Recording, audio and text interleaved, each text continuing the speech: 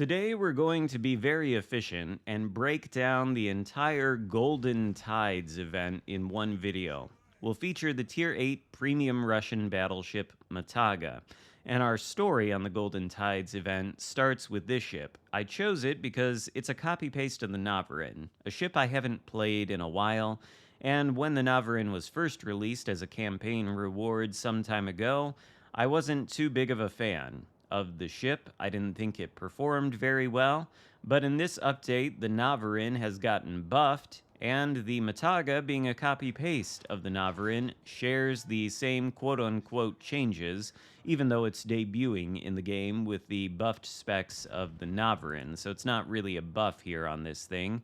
But both it and the Navarin are identical, and that's true of all the Golden Tide ships except for one.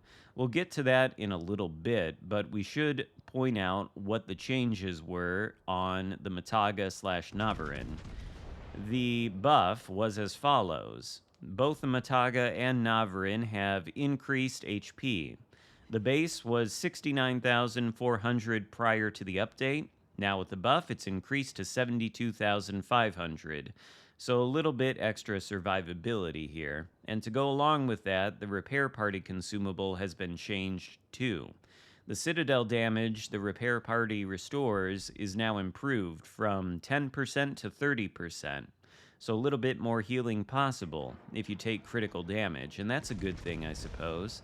The restored HP has also been increased from 0.5% to 1.12% per second, so it's getting closer to super heal territory. It restores several bars now. You'll probably see some examples of that as this battle goes on. The consumable duration was decreased, however, 28 seconds to 20 seconds. All in all, I think the buff, after playing the Navarin in this thing about 4 times, does make the ship marginally better, but it's still got all the same problems that I was complaining about when the ship got released. Namely, I don't think these guns are very good. They are 12 406mm or 16-inch guns. They've got great pen from what I can see on the AP from the specs page, but they are not very accurate, and you'll see that as this battle goes on. Later on, near the end of the match, I think we're going to be shooting at a bow on Musashi and a kiting Borgonia, and the AP is not going to do all that much. In fact, it's going to prompt us to switch to the HE, which is going to yield pretty good results against a kiting battleship. The HE parameters are actually pretty good on this thing, 58,000 or 5,850 for the maximum HE shell damage, and a 41% fire chance with 68mm of pen.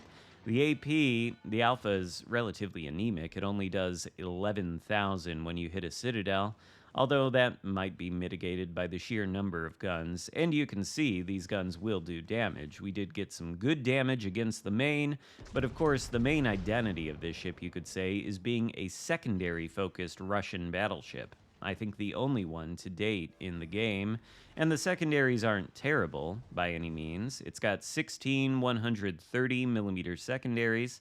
With this build that I've got, which is Kedrov as the commander, using the Porcupine skill, of course, and the secondary module, and Hipper as one inspiration, we've got 10.7 km range. You could get it a little further than that if you went with Hipper and Haruna, or the Pan-American Battleship Commander, I think, too, increases the range somewhat. But of course, I've got Hipper and Kondo. That's neither here nor there. The bottom line is 10.7 kilometers with this particular build, 4.8 second reload time on the secondary guns, and the HE alpha on them is 1800. And, well, you know, they can be effective. You've seen they've gotten a fire there against, I think, the kiting defense. And, well, I don't know. Your mileage may vary on how good these secondaries are. They aren't the worst in the game. They aren't the best. They do pen. They're slightly larger than the typical destroyer caliber guns you would find. They're the Soviet 130mm. So, you know, take what you can get on them, I suppose. The ship is also fairly slow, And all of the secondaries, if you notice by looking at the hull, they are all in casemates. You can see the casemates on both the front and the back, and you see all the flat structures that they show. Well, I think those are basically designed to catch and arm armor-piercing shells. So even if you are angled in this thing, I feel like you can take quite a bit of damage. And I don't find it all that fun to play, but some people out there probably like this ship. So don't let my opinion on it change your mind if you do enjoy playing the ship. Nevertheless, if you already have the Navarin, I don't see any reason to obtain this thing. And the same is true for the rest of the Golden Tides event. We'll go over the other ships now. At Legendary tier, we have the Xarkun, which is a copy-paste of the Z-52, and aside from the camo scheme, it's exactly the same as that ship. Then at Tier 7, we've got the Mirage, which is a copy-paste of the Amalfi.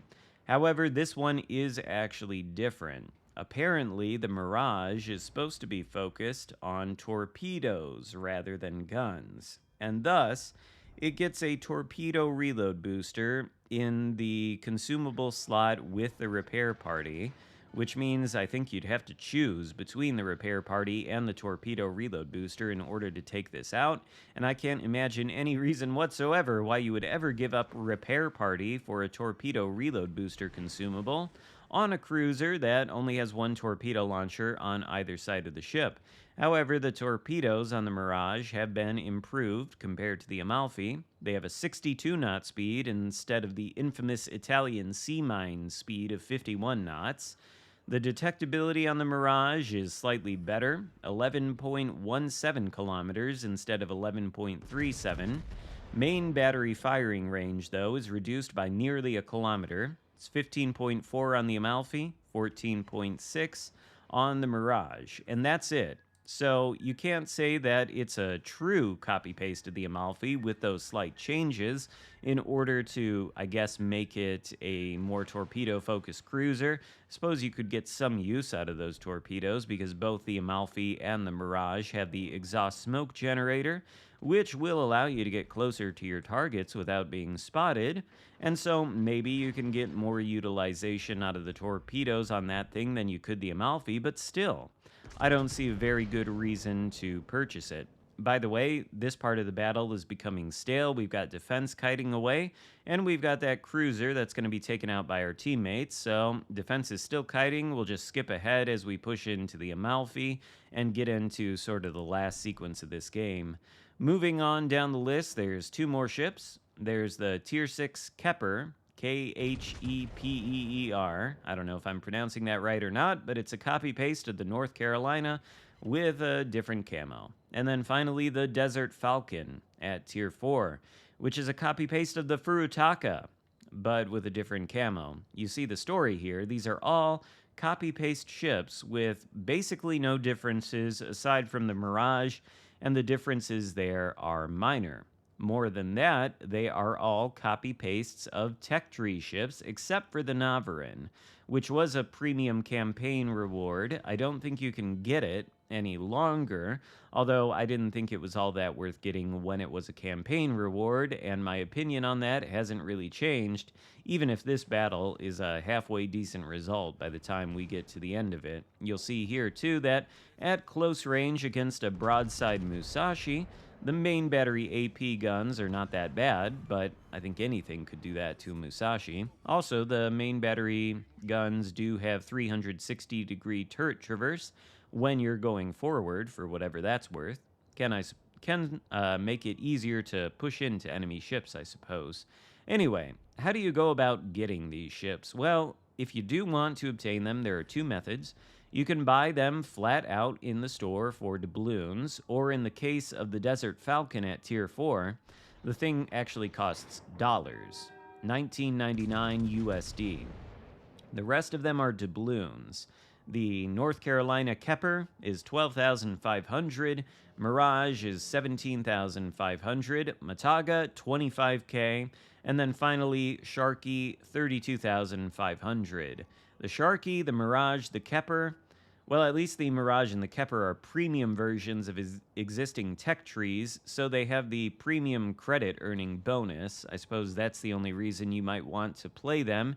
If you really, really enjoy the North Carolina and the Amalfi and you want premium versions of those, maybe that's why you would want to get the ship, but that is a steep price in doubloons. They're the full cost of Tier 6, Tier 7, or Tier 8 or Legendary Tier Premium, the full cost, and they're copy pastes. As for the Sharky, you could simply wait a little while and complete the Z52 Bureau project and get the same experience. So I don't know why you would buy these ships flat out when the cost is that expensive and you're essentially paying for an experience that you can obtain for free, except in the case of this particular ship, but, whatever.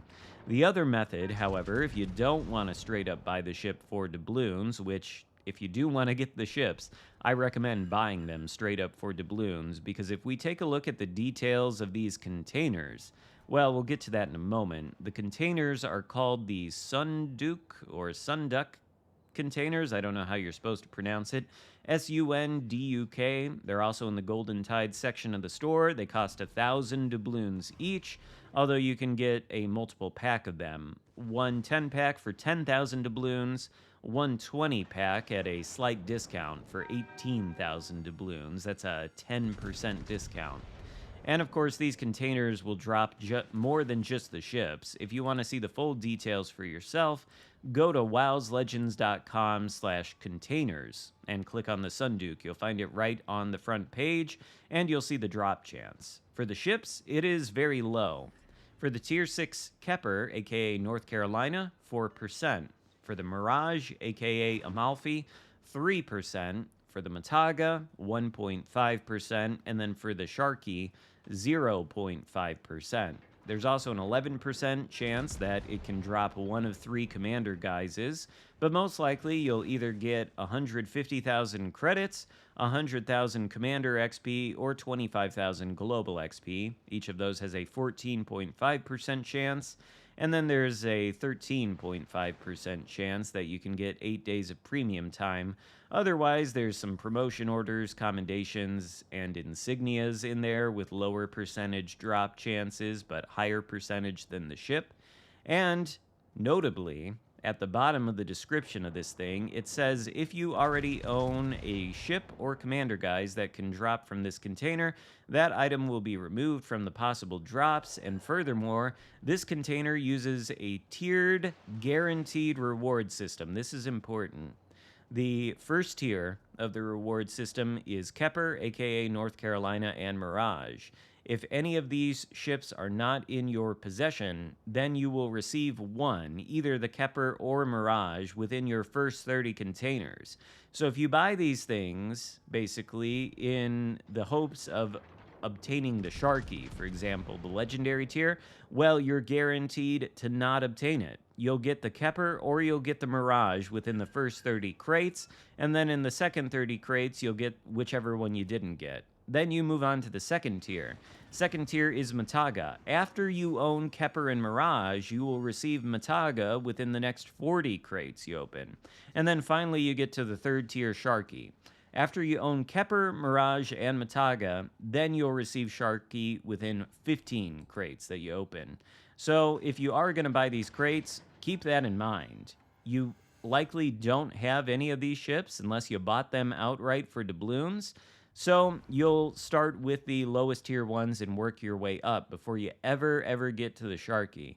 And that is why I recommend that if you do want any of these ships, just buy them straight up for doubloons, because it's highly likely that you'll end up spending much more money on the containers than you would the doubloons. But all in all, with these just being copy-paste ships with some fancy skins and some commander guises available, I don't see why you would want to go out and get any of them. The other content in the update, like the Spanish cruisers or the campaign ship, if you're going to spend any money on anything, those are probably more worth it, I would say, even with the Spanish ships being in early access and being free in the next update. I'd probably rather spend doubloons on those early access crates.